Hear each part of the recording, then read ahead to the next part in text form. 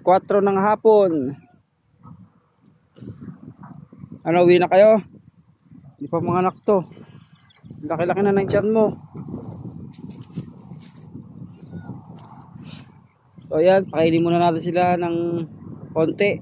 4:30, 4:40. Uwi na natin sila. Para alas 5, doon na sila sa bahay, doon na sila kakain. Kasi may damo naman sila doon. So ayan, mga alaga natin. Andun yung iba, ayun. Yung dalawa. Ayan sila. So itong mga ibang ito, sa kapatid ko yan. Yun yung kulungan niya. So yung baka natin. Ma! Shhh! Ma! Shhh! Ayan na siya, ayan na siya. Palabas na siya. La! Ma! Shhh! Yan na, palabas na. Ma! So ayan yung isang baka natin mga boss. So, hinihintay natin mag-hit. Lapit na yan. Ma! So 2 years na siya. 2 years and 2 months. Oh, napano na naman yung tali mo. Napunta na naman sa katawan mo. Mamaya natin painumin. Ma!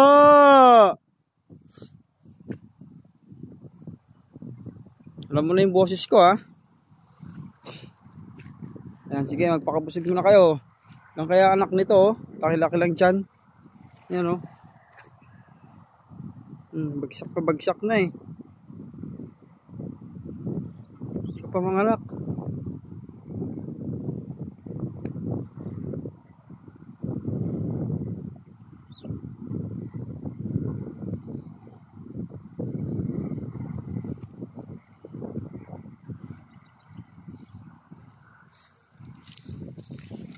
O ano?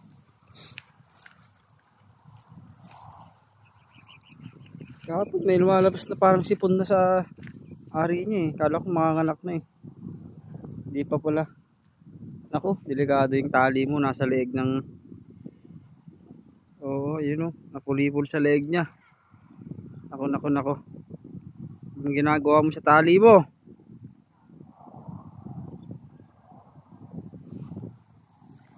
Napakainit. Anong oras na? Oh, init ng ano. Buti sa atin dito sa pwesto natin is malilim kasi may puno. Yan o.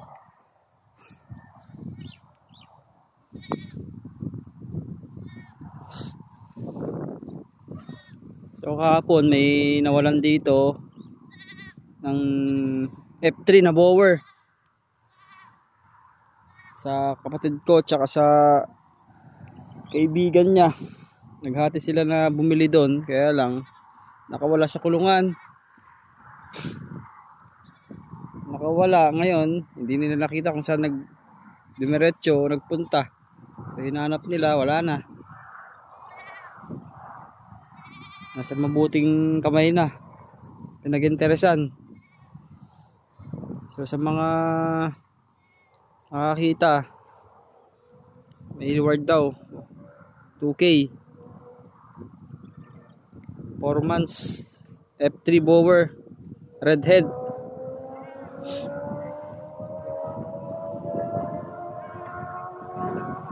So wait lang mga boss. Ayusin natin tong baka. Itong leg niya. Punta yung tali sa kanya. Oh. Sa leg niya. Baka mapano siya. So ayan mga boss. Natanggal na natin sa pagkatali sa leg niya yung tali niya.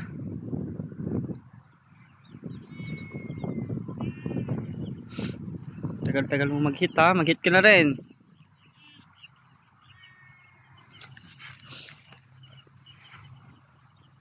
Ito malapit-lapit na to. Wala nang isang linggo to.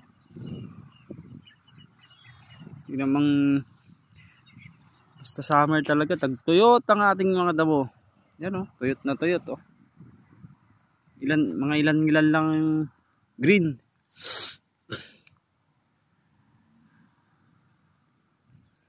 So ayan, itong itong kambing natin ito. 1, 2, 3, 5. Kasi yung dalawa doon. Diyan tayo magsisimula uli na magparami. Then balak natin is kumuha ng isang back na bower. Subukan naman natin ng bower kasi dati may full blood na kon tayo, Anglo-Nubian na si Tonton. Nangyari binenta ko dahil nagkasakit siya, nagtae, naagapan naman, kaya lang talagang nagtatai siya, tinabet ko pa siya. Tapos kaya pala ayaw gumaling. Nung nabenta ko, kinatay nila, may nakitang tali sa kanyang kalob-lobang katawan. So siguro yun ang cause, kaya pumayat, nagtatai lagi, ang hina. So wala na. So lesson learned, dapat maging malinis yung mga kulungan nila. Plastic, tali, kung anong matigas na bagay na makakain nila, tanggalin. Laging malinis ang kulungan. So ayan, update ko kayo mga boss. Pag uwi natin sa bahay, papainom tayo, tatap-tap tayo ng saging, katawan ng saging.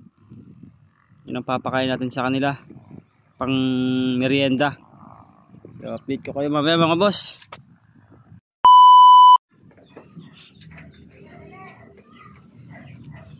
Time check 5:30. So ayan, nakauwi lang nila mga boss.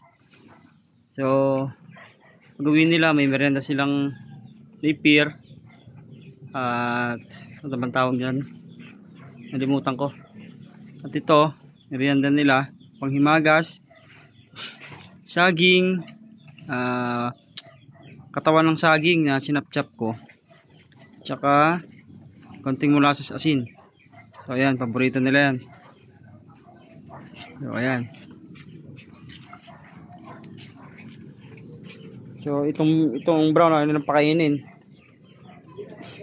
So itong buntis na to, malapit ng mga anak, nakaluhod na kumakain, hirap nang tumayo, laki ng tiyan. So ayan, paborito nila yan, saging na tinadtad.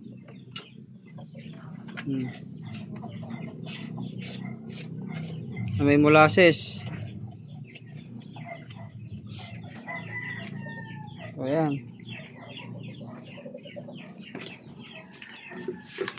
sa tipid sa pagkain, masustansya kontra tae. Nagtatay sila, yan ang pinapakain ko, katawan ng saging. Ayan. Ito yung maliit, nakikagaw na. Yung isa, buntis na brown, ayaw pakainin. Yung malagang buntis, ito magwa 1 month ng buntis na, hindi na nagpaulit. Ayan. Yung isa, kaya lang kakayang mga anak. Laki-laki ng tiyan mo. 3, bigyan mo ako, pwede na.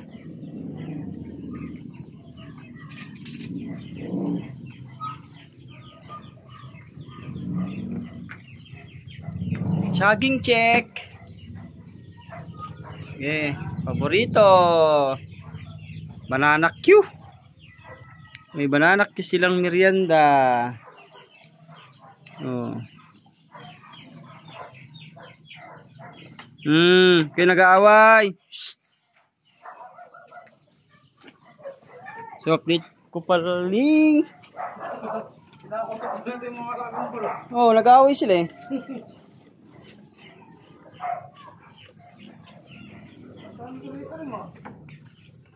Pinagtsagaan ko lang yan. Napier grass. Hanggang doon nga yan eh. Hanggang doon. Para tagulan, may pagkukuhanan, di ba? Tapos dito, gulay. Di, lalagyan kong gulay dyan. Sili, ganyan. Yung pakinabang. Pula, green. Malunggay. Lagyan ko malunggay sa gilid-gilid tsaka papaya. Yan yung napier grass.